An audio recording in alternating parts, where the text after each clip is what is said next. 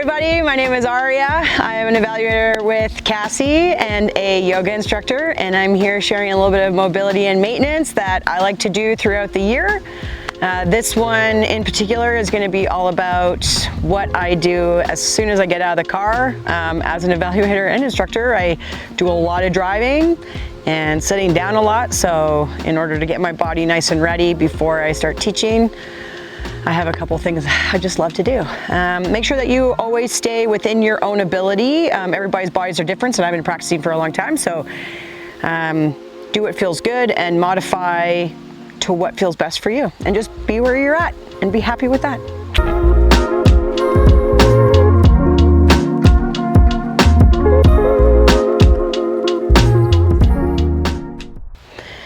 If you're ready, you can come meet me in a standing position at the top of the ground. So you're just going to take your hands and interlace them behind your back, and pushing your thumbs right into your lower back here. And you're just going to lengthen down, pushing your knuckles towards the earth as you pull your shoulders away from your ears. And then here we're just going to tilt our right ear towards our right shoulder and do a few slow neck rolls.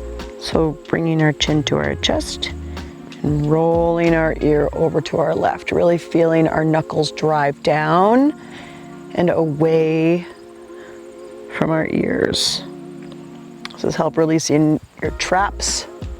You might hear some pops. Just feeling that nice loose. You can close your eyes and keep them open.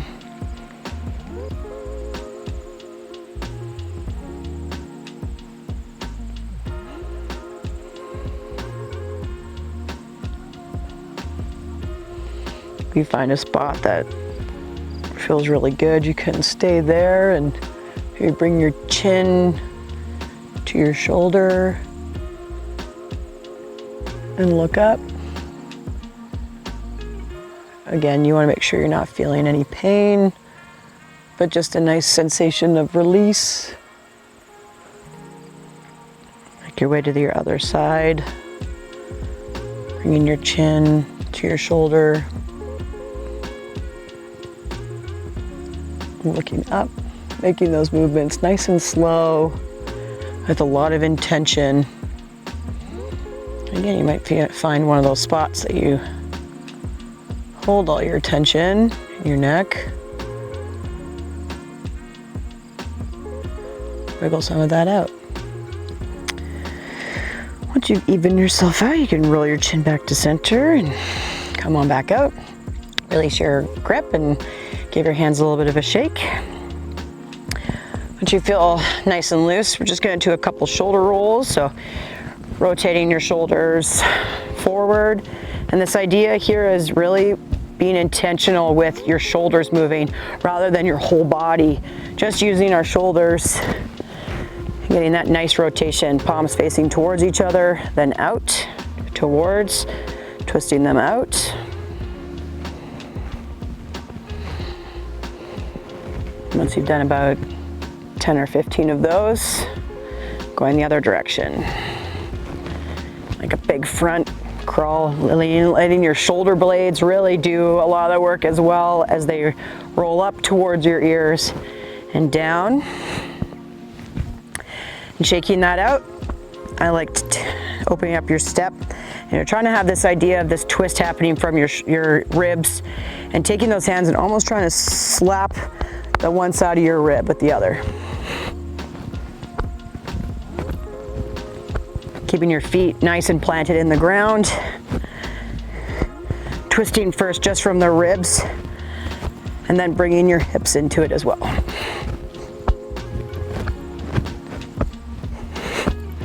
For me, this releases so much tension from driving. And then putting like your feet about hip width apart. You're gonna point your right foot up to the top of your mat. You're gonna come into a warrior two stance.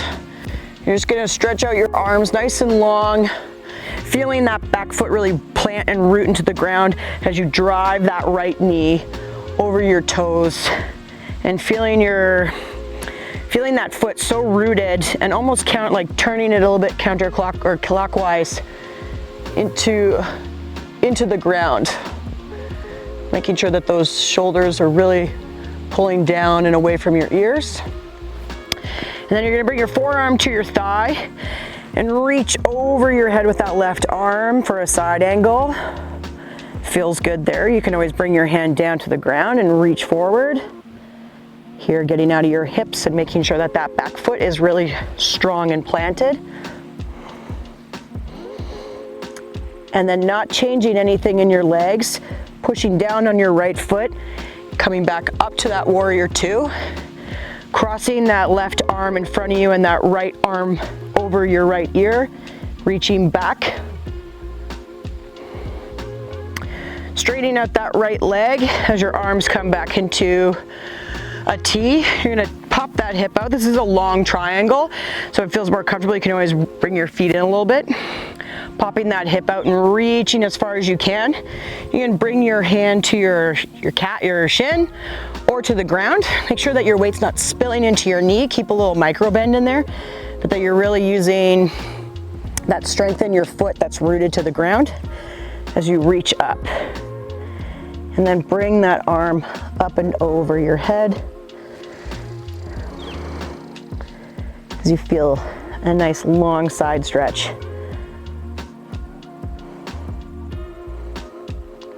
Bend that right knee, plant that right foot, come on back up into that warrior two. Feet point the same way, nice and forward. Bring those shoulders down, come back into that T. And then we do the other side. So pointing that left foot to the top of your mat and bending into that foot so you have a nice 90-degree angle. And that right foot now is working. It's still working really hard, still really strong. That back leg is strong. Not everything is going into that left leg. As you come into that warrior two, feeling the strength in your leg as you come over into a side angle. So arm on your thigh, reaching forward, or maybe bringing that hand down to the ground. Generally in the winter time, you'll most likely keep your hand off the ground. And if you want a little bit extra challenge, you don't have to touch the ground. I'm still really rooted into that back leg. Use that strength in your legs to come back up. Feeling almost like a little bit of a scissor between your legs, like pulling together. As you bring that right arm in front of your body as the left arm sweeps back. Coming into a humble warrior. Oh, that's what it's called. And back into warrior two. Straighten out that front leg. Remember, not dumping all your weight into your knee. Keeping a little bit of a bend as you pop that right hip back, reaching forward for your triangle. Again, coming to your shin or to the ground. Really feeling the root in both your heels. And then rainbow that arm over top. Making sure you have a little bit of a tuck to your tailbone in this position so we're not arching from our back. And again, be where you're at. If you are simply still in the thigh, stay there. Bend that left knee, come back into warrior two, and then come back into wide-legged stance, dropping our arms. We're gonna do a couple hip rotations here. You're gonna have this feeling of almost dropping down into your hips as you do big rotations here. Feeling all a difference.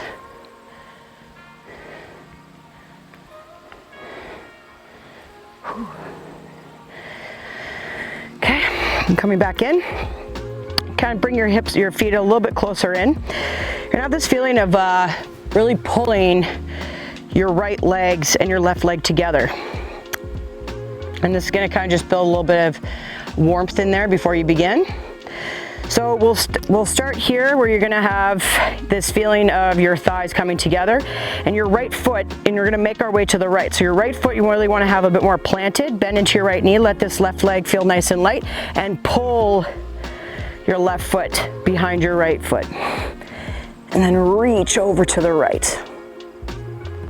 And balance on that right foot, reach your left leg away, pull that left leg over, right behind your right foot, and reach to the left. One more time each side. This feeling of pulling, almost dragging that foot across, hooking it beside your foot, stretching into your side. Plant that left foot, drag that right foot over, planting it beside your left foot, reaching over your side. Bringing your feet back into that wide stance. We're gonna come into a couple like low squat lunges. So you're just gonna bend that right knee, try to drop that butt as low as you can. Single leg strength by pushing up just on that right foot, coming over to your left. Push up on your left and back down. So you can just go back and forth here, either coming up all the way or staying nice and low to the ground as well.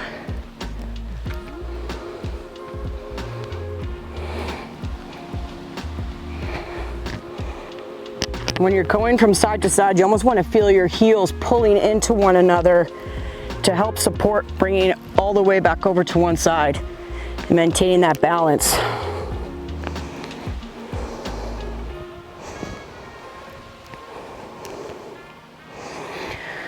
Once you felt yourself even yourself out, come on back up.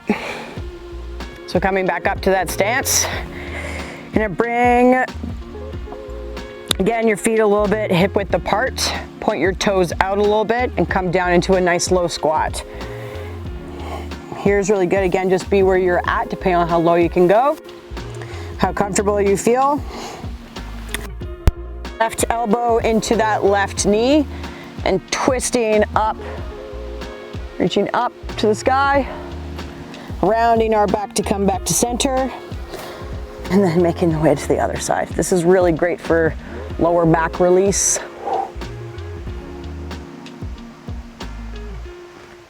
Find a sweet spot.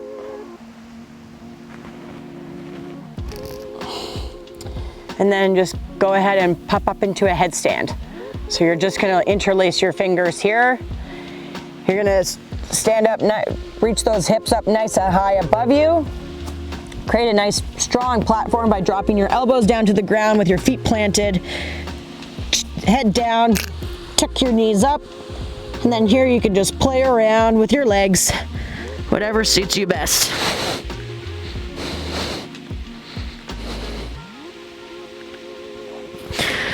And once you're done playing in a handstand in the snow, come on back up, stand up nice and tall from your squat, shake it out, and have a great day on the hill. So hopefully you enjoy a little bit of that practice, and see you on the slopes.